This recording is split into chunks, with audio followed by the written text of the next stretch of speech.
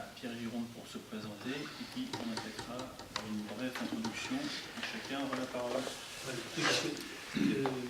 On se comprenne bien, je suis ici pour faire une conférence parce que ce n'était pas l'objet, c'est effectivement participer à un débat et apporter toute mon expérience de quelques années dans cette profession.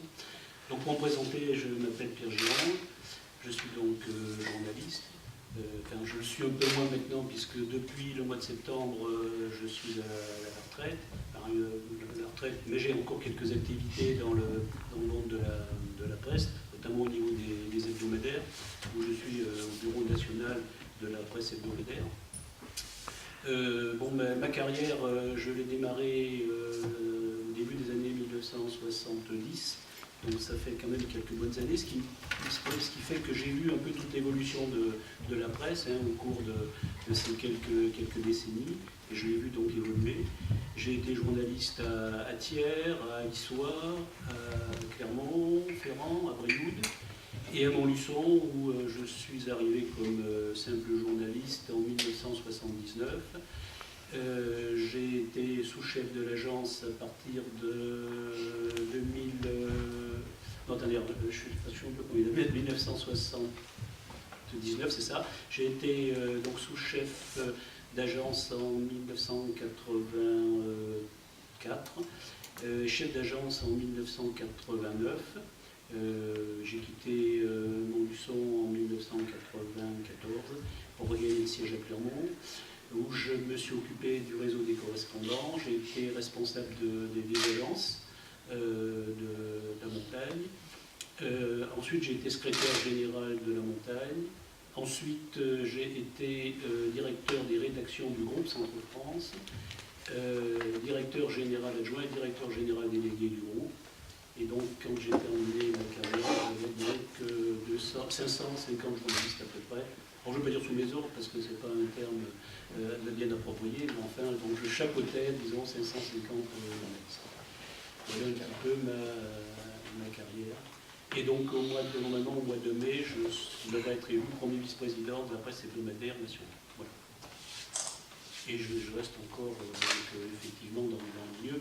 Quand on a exercé cette profession aussi longtemps que moi, en passant à peu près entre 12 et 15 heures par jour au journal, c'est un petit peu ce que j'ai fait toute ma carrière, c'est difficile d'arrêter d'un seul coup. Et heureusement d'ailleurs que j'ai eu 16 de décompression, parce que je pense que j'aurais déprimé. Un burn-out d'entraîner. Voilà, ce qui fait que je connais quand même pas mal de monde ici pour avoir passé quelques bonnes années à Montluçon. Et j'ai fait un petit pôle pour mon départ à la retraite, donc au mois de octobre. Et bon, je n'ai pas fait de discours, mais avec Philippe Rousseau, qui aujourd'hui m'a succédé, avec qui j'ai travaillé à l'agence de Montluçon. On a fait une projection photo, une rétrospective un petit peu de la carrière que l'on a commentée. Et j'ai dit que donc à Montluçon, j'étais arrivé à Montluçon un jour de janvier 1979, le ciel était bas, il pleuvait, il brûlait. Je me suis bien posé la question, qu'est-ce que je viens faire dans cette ville? Donc je suis resté quelques bonnes années et je leur ai dit que c'était quand même les plus belles années de ma vie que j'avais passées ici. Et vraiment, je le pense sincèrement. Voilà pour ma présentation. Après, je pense qu'on va pouvoir enchaîner et puis je vais essayer d'apporter ma pierre à ma contribution au débat. C'est la deuxième fois que le cercle débat de cette question, puisqu'on l'avait déjà abordé dans une séance l'année dernière. Et donc vous avez envoyé un mail, parce que cette séance, on devait la faire le 7. C'était fin janvier. Ou début janvier. Début janvier, c'est vrai qu'il y a eu des manifestations. Oui, voilà. Il y a eu les agendas. Donc oui, j'avais envoyé un mail pour préparer la séance.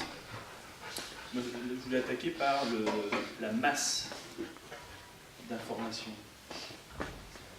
transite aujourd'hui sur les ondes, dans la presse, sur le net, et quelle est la place du citoyen dans cette masse d'informations. Comment le citoyen lambda, quand il se lève le matin avec RMC et qui continue avec Europe 1 dans la voiture, qui lit un peu le journal à sa pause, qui va rentrer le soir en regardant la télé. Comment il fait le tri? Et la question que je pose, moi, c'est est-ce qu'aujourd'hui, être informé sur la multitude de choses qui constituent la société aujourd'hui, ce n'est pas un métier à temps plein? S'informer, c'est le métier à temps plein, sans doute. Mais la façon de consommer l'information a complètement évolué il y a quelques années. On s'informait, bon, peut-être en écoutant la radio le matin, donc un journal le matin sur une radio, et surtout en achetant le journal. Bon, c'était à peu près les seuls temps d'information. Bon, aujourd'hui, on commence à s'informer le matin la radio, Internet, parce que bon, on voit que les consommations sur Internet sont hyper importantes le matin. Elles le sont aussi lorsqu'on arrive au travail. Bon, effectivement, la première chose que font les gens quand ils arrivent au travail, c'est ouvrir leur ordinateur et souvent ils s'en servent pour des raisons personnelles, parce qu'ils s'informent. Après, bon, toute la journée, on s'informe. On est sans arrêt informé. Oui, on a donc, on sait ce qui se passe, effectivement. On ne peut plus ignorer aujourd'hui ce qui se passe. Alors, un petit peu moins à côté de chez soi, on y reviendra, c'est un peu plus complexe, mais ce qui se passe dans le monde. C'est évident que tous les médias sont là pour vous le dire. Après, alors naturellement, il faut faire le tri dans toutes ces informations, surtout que, bon, comme vous pouvez le constater aujourd'hui, il y a une chaîne d'information qui était excellente, c'est France Info. Je pense que c'était quelque chose de bien fait, avec un bon rythme, où tous les quarts d'heure, on renouvelait l'information. Et puis maintenant, il y a les chaînes d'info en continu à la télé. Et ça devient, enfin, moi ça c'est mon avis, un petit peu n'importe quoi, parce que même quand on n'a rien à dire, il faut tenir l'antenne, et il faut essayer de donner des informations alors qu'on n'a absolument rien à dire. Et on a vu un petit peu ce que ça donnait pendant l'affaire de Charlie Hebdo, où même les informations qui étaient diffusées sur ces chaînes pouvaient porter préjudice éventuellement à des otages ou à des policiers. Donc c'est un petit peu compliqué, c'est un petit peu penché là-dessus. Alors, est-ce qu'on est vraiment informé en suivant ces chaînes en continu? Oui, on sait un peu ce qui se passe, et on sait même ce qui ne se passe pas. C'est surtout ça, je ne vois pas trop l'intérêt. Alors aussi, dans cette surdose d'informations, il y a maintenant aussi donc Internet et les réseaux sociaux.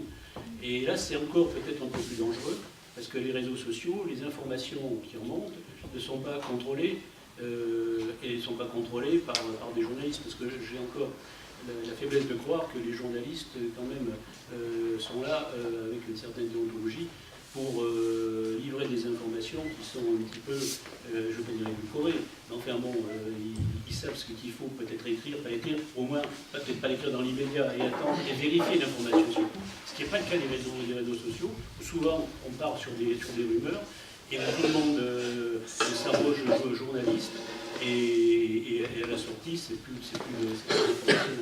Et malheureusement, partant de là, bon, les gens finissent par peut-être encore un peu plus porter de crédit à ces réseaux sociaux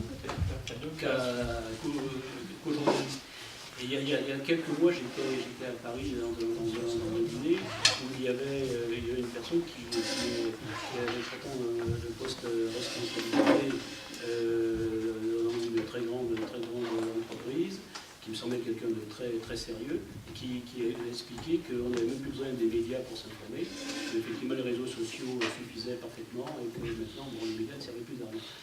Donc effectivement, c'est pas comme ça qu'on arrivera à effectivement avoir une bonne information.